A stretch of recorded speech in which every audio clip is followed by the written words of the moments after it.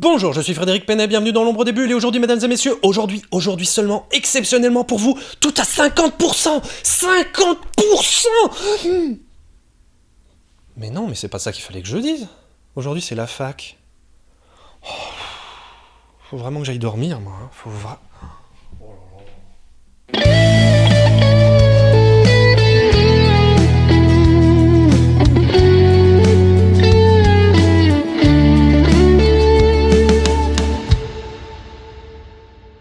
Et oui, la voilà enfin, la FAQ, la foire aux questions, dont je vous parlais dans une vidéo précédente, la vidéo précédente d'ailleurs.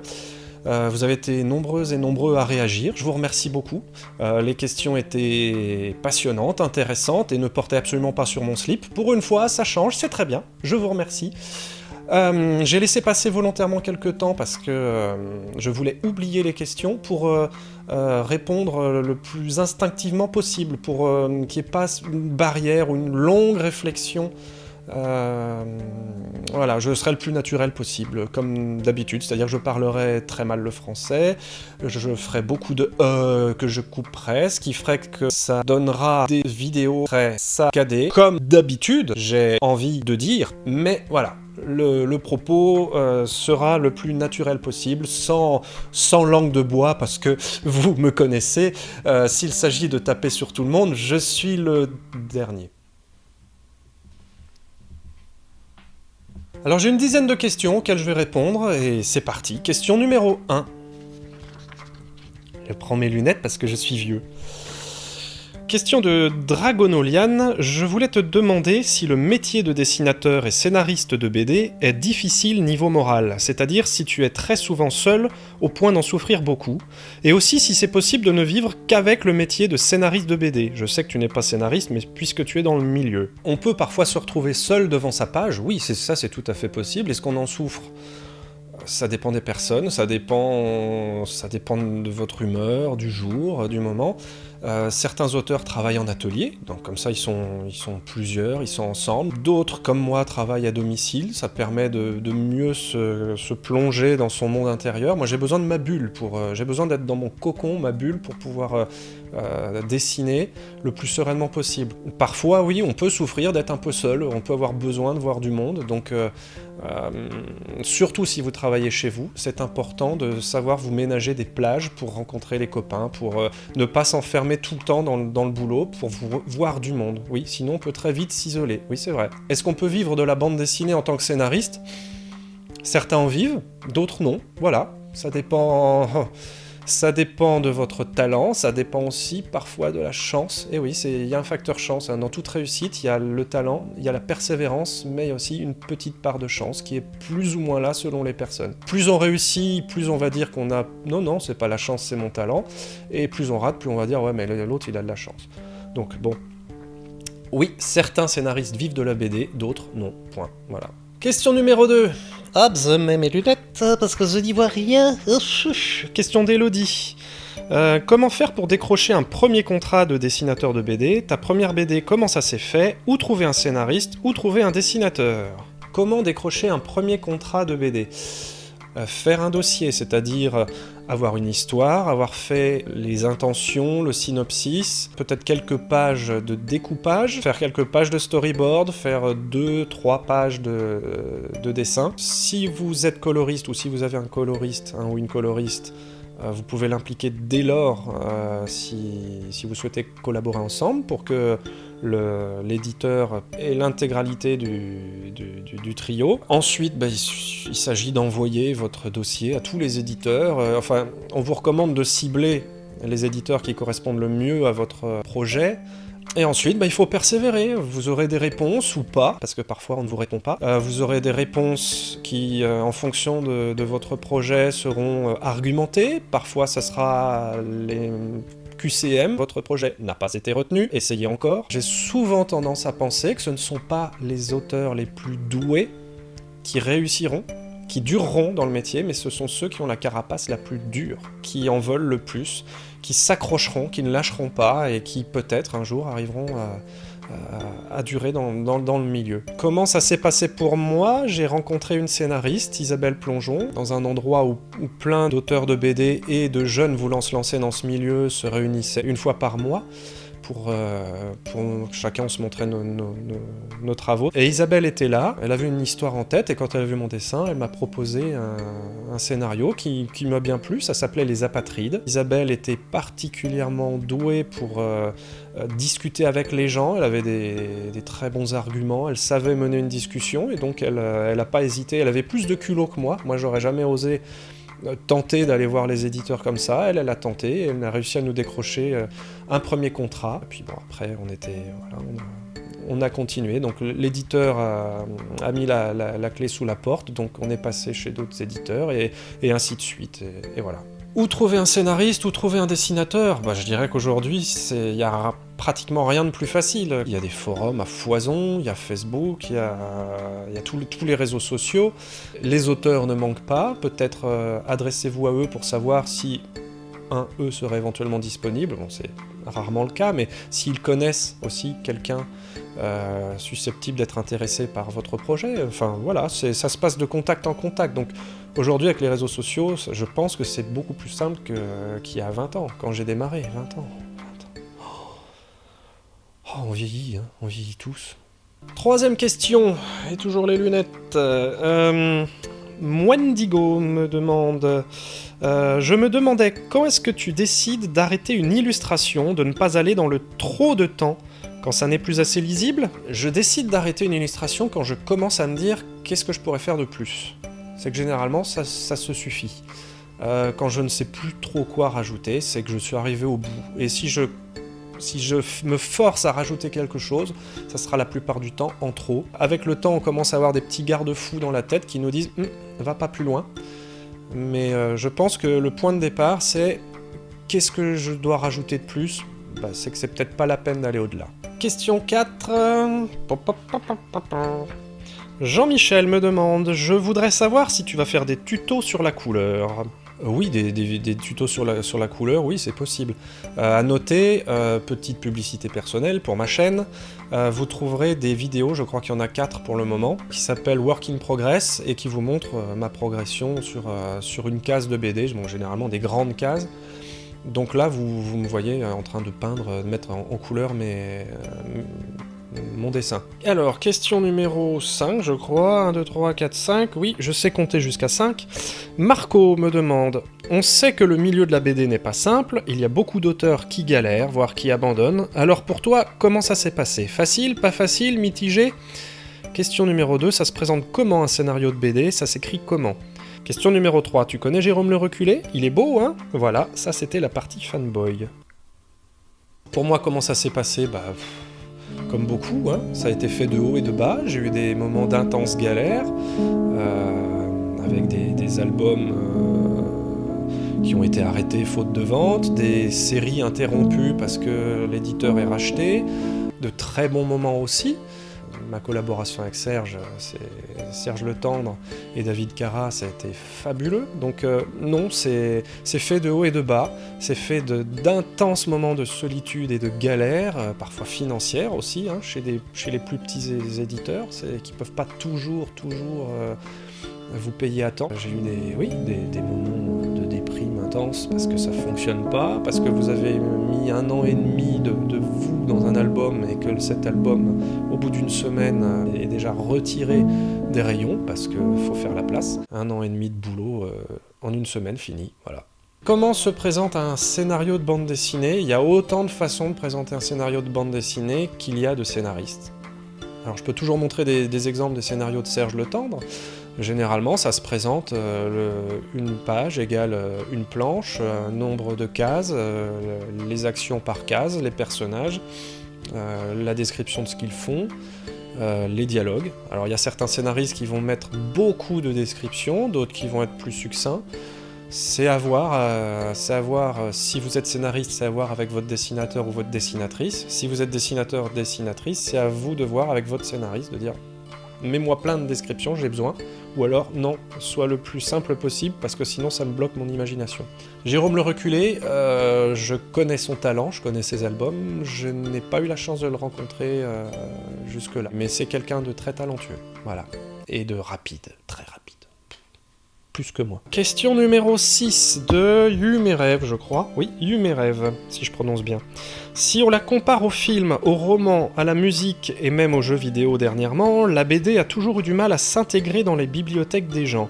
Je ne parle pas là de Tintin, Astérix et autres réussites énormes, car elles me semblent être des exceptions. Qu'est-ce qui fait selon toi, j'imagine, que ce soit dur pour ce média ? Question 2. Aux États-Unis, le dématérialisé fonctionne très bien. Pourquoi avons-nous beaucoup de mal à passer ce cap ? Pensez-vous que nous le passerons ? Quelles en sont les raisons selon vous ? Aucune idée. Question numéro 3. Le statut des auteurs ne cesse d'être cassé par les lois. Quel est selon vous l'avenir de l'auteur de bande dessinée dans les années futures ? Quand je le vois comme ça, je ne le vois pas très positif. Que conseilleriez-vous à quelqu'un qui souhaite se lancer dans la bande dessinée aujourd'hui, aussi bien financièrement qu'artistiquement ? Que pensez-vous des auteurs qui lancent leur BD par financement participatif ? Est-ce l'avenir selon vous ? Ça va être long. Ah, ça va être très long. Mais pourquoi ? Merci pour toutes ces questions déjà. Pourquoi on vend moins bien que le reste ? Pourquoi seulement Tintin, Astérix ? Parce que moi je ne suis pas libraire, je suis pas éditeur, donc j'en sais rien. Voilà. Le dématérialisé aux États-Unis fonctionne très bien. Je ne sais pas. J'ai cru lire que c'était en recul. Bon, le format comics est plus petit déjà à la base que le format bande dessinée, donc il s'intègre mieux dans le format d'une tablette. J'ai très peu lu de bande dessinée sur des tablettes. Honnêtement, à chaque fois je suis obligé de zoomer, alors c'est peut-être parce que je suis vieux que j'ai besoin de lunettes. Je pense que ça n'a pas pris parce que ici on est fondamentalement attaché au papier, au contact, à l'objet livre, peut-être l'odeur de colle, le papier, voilà, on est peut-être très tactile avec nos livres. Est-ce que l'écart de prix est suffisamment grand pour inciter les gens à prendre du numérique plutôt que la version papier ? Je ne sais pas. Si un livre en version papier est à 15 €, une BD papier est à 15 € et qu'elle est à 14 € en version numérique, ça vaudra pas le coup. Et ensuite, comme ça, c'est le serpent qui se mord la queue, comme ça ne décolle pas en version numérique, on ne travaille pas les bandes dessinées pour une version numérique. Si la version numérique décollait, peut-être que maintenant on changerait le format, on ferait des pages plus petites avec moins de cases, mais peut-être plus de pages, j'en sais rien. Peut-être qu'on adapterait notre dessin à ce support-là. Pour l'instant, bon, on reste sur le grand format, je dirais. Comment je vois les années futures dans le milieu de la bande dessinée ? Je ne sais pas trop. C'est vrai que pour l'instant, ça se complique, ça se complique beaucoup. Il y a beaucoup de réformes qui nous tombent un peu dessus, qui nous affaiblissent de jour en jour. Les conditions aussi avec les éditeurs, faut pas se le cacher, sont parfois très très très difficiles, elles baissent. Une grande partie des auteurs ne vit plus avec les droits d'auteur, mais avec les avaloirs, quand les éditeurs peuvent en verser, parce que les plus petits n'ont pas d'avaloir. Donc oui, non, c'est compliqué, mais les auteurs se sont regroupés, il y a différentes organisations, il y a le SNAC, la Ligue des auteurs professionnels maintenant, qui regroupe plein d'associations d'auteurs et qui essaie de nous défendre, de défendre notre statut jusqu'au gouvernement, parce que certaines réformes ne nous prennent absolument pas en compte, ne prennent pas en compte la réalité de notre quotidien, et nous mettent un peu plus la tête sous l'eau. Donc je dirais pour l'instant, pour moi la BD restera toujours. Comment sera-t-elle faite ? Par qui ? Ça je ne sais pas. Voilà, bon bah c'est ce pour quoi on se bat actuellement, pour que ça reste un métier. Quelqu'un qui veut se lancer dans la BD aujourd'hui, artistiquement et professionnellement, artistiquement, s'il veut se lancer, qu'il se lance, voilà, qu'il essaye, qu'il frappe aux portes, qu'il voit ce que ça donne, qu'il voit quels sont les retours, qu'ils demandent leur avis aux auteurs, qu'ils demandent leur avis aux éditeurs. Rappelons que les éditeurs se déplacent à Angoulême, à Saint-Malo et peut-être à Blois. C'est les occasions de les rencontrer, les éditeurs. Ils n'ont pas toujours le même regard que nous, auteurs ou autrices. financièrement, qu'il sache que, et encore plus quand on se lance, ça va être une grosse galère. Donc oui, effectivement, soit vous avez des finances derrière, soit si vous êtes en couple, vous avez quelqu'un dont les revenus sont suffisants pour vous permettre de vous lancer. Ne lâchez pas votre boulot si vous êtes la seule source de revenus de votre foyer, parce que là, vous courez droit dans le mur. Ah oui, j'avais oublié le financement participatif. Si ça marche, tant mieux. Si ça peut donner l'occasion à quelqu'un de sortir son bouquin dans des conditions financières correctes, tant mieux. Tentez, si ça marche, tant mieux. Si ça rate, de toute façon, si vous n'essayez pas, vous ne saurez jamais. Voilà. T'as vu comme je les passe les questions? Pouf. Donc maintenant, question de Seb. Comment réussir à s'imposer une discipline de travail, sachant qu'il faut du temps, 1 an, pour finaliser une BD, que c'est une activité plutôt solitaire et qu'on peut facilement se décourager. Oui, c'est un métier solitaire, mais encore une fois, je l'ai dit, il est possible de fréquenter des ateliers.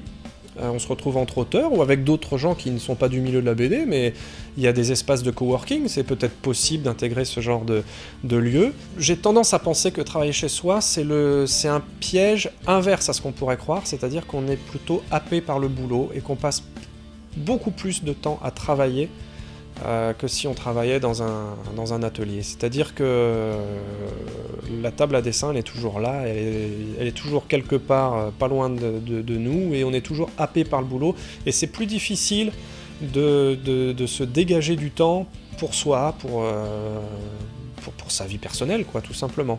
Oui, il faut s'autodiscipliner, il faut se dire de telle heure à telle heure je bosse, mais il faut aussi savoir s'arrêter, parce que c'est important de souffler, de pas toujours être la tête dans le guidon. C'est très très très important. Question de Igaël. Y-I, je sais pas comment on fait. Igaël, excuse-moi si je prononce mal. Combien de temps passes-tu en moyenne sur l'élaboration d'une vidéo, montage compris? Alors pas pour la fac, mais pour les vidéos normales, je réfléchis un peu en amont déjà, voir si je vais avoir besoin de visuels. Est-ce que les visuels existent déjà? C'est-à-dire, est-ce que ce sont les cases déjà faites dans mes albums, ou est-ce que je vais devoir les faire? Par exemple, la vidéo sur l'ancrage, j'ai dû me filmer en train d'ancrer avec différentes techniques. Selon la quantité de travail que ça demande, ça peut me prendre une journée.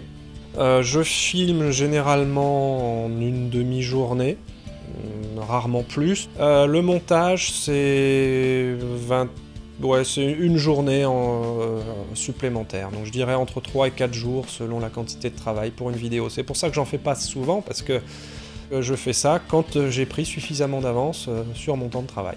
Question... je dirais Philippe Bouvard. Question de Sylvain. 2 questions. T'arrive-t-il d'avoir le syndrome de la page blanche, pas d'idée ou bien peur de mal faire? Si oui, as-tu une astuce pour passer outre?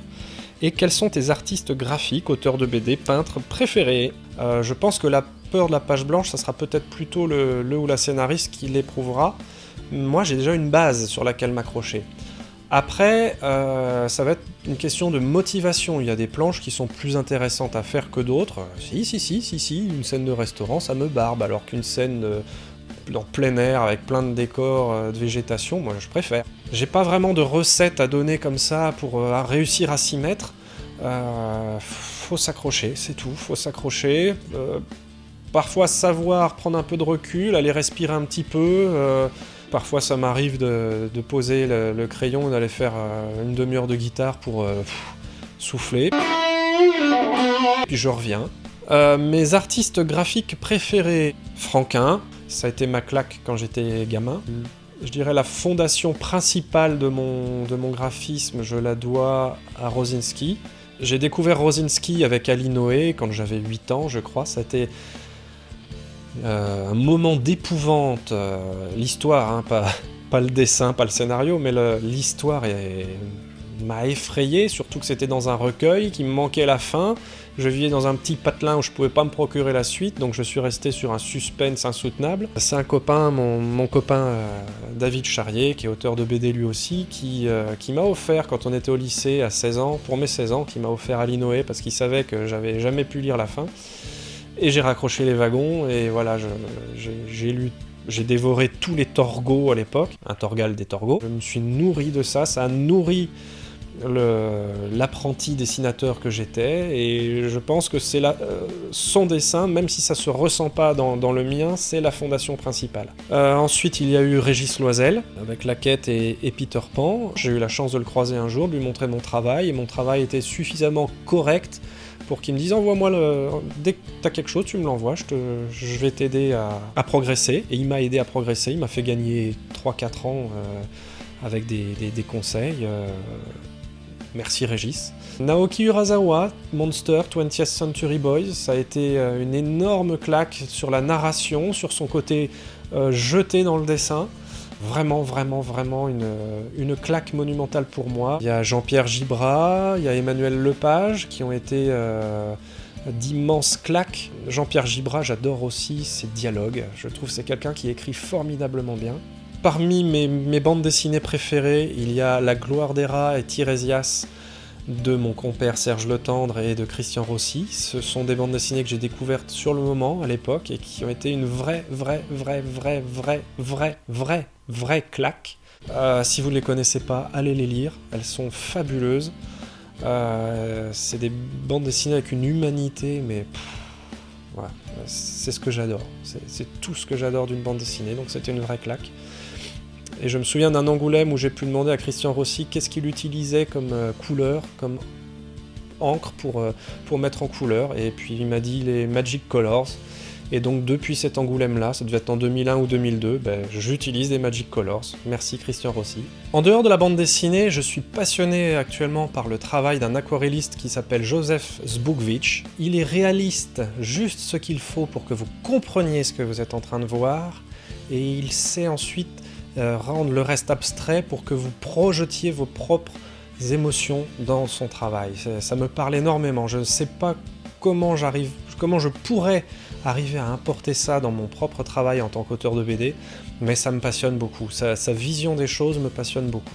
Et donc, dernière question de Marie. Avez-vous pensé à donner des cours plus approfondis en ligne, même ton léger, mais plus d'informations, plus de détails sur tout ce dont vous traitez ici, contre argent bien sûr, sur le mode de Proco aux USA. Proco offre des vidéos courtes, gratuites et fort intéressantes sur le dessin de la figure humaine, mais en parallèle, il offre également des vidéos plus approfondies réservées à des abonnés payants. Je suis pas étonné que ces démarches-là existent, mais en ce qui me concerne, non, j'ai toujours voulu que mes vidéos soient accessibles à tout le monde. Ensuite, j'ai juste pas le temps de faire des cours plus approfondis, ça me prend déjà suffisamment de temps comme ça. Un album de BD, c'est 1 an de travail à temps complet, j'ai pas la place, j'ai pas l'envie, j'ai pas la niaque, même si c'est rémunéré, mais j'ai vraiment pas la niaque pour faire ça. Voilà, j'ai fait le tour des questions, je pense. Si vous en avez d'autres, n'hésitez pas à les laisser en commentaire, j'y répondrai dans une prochaine FAQ, mais dans longtemps, parce qu'il faudra quand même que je revienne un peu à quelques tutos quand même, entre-temps, sinon vous allez rien, d'ailleurs, c'est si je veux. Vous pouvez me suivre sur les réseaux sociaux, Twitter, Facebook, Instagram, LinkedIn, même si honnêtement j'y comprends rien, j'y comprends rien. Non. Mais vous pouvez me suivre si vous voulez. Les liens sont dans la description en dessous, sauf peut-être LinkedIn, parce que j'y comprends rien. Non mais vraiment, j'y comprends rien. Et sur ce, je vous dis à une prochaine pour un tuto cette fois. À bientôt, salut! Bonjour mesdames et messieurs... Non. Fin du générique, c'est parti. Et oui, la voilà, bonjour. Non. Et oui, la voilà, la fameuse FAQ, foire aux questions que je vous parlais. En fait, de mieux en mieux. Enfin, il se met en route l'autre, là, le frigo. Bien. Tu veux être dans la vidéo, Roger ? Ça viendra dans une prochaine fois, mais dans longtemps, hein, très longtemps, parce que voilà. Voilà.